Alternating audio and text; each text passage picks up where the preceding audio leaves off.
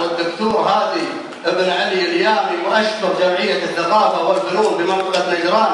بقياده الاستاذ محمد بن ناصر المردف والشاعر حمد بن فتان آل طارد، كما اشكر الشيخ راكان بن فهد بن قروش العدمي على وقفته الصادقه، واقدم الدعوه للجميع باسمه لحضور حفل التكريم المعد لهذه المناسبه على شرفه، واستاذن من صاحب السمو الملكي واللجنه في الشيخ راكان بن فهد بن قروش، لانه وقف معي من بدايه المسابقه الى نهايتها، يقول بيض الله وجه راكان بن قروش، رجل واحد بس يسوى له قبيله.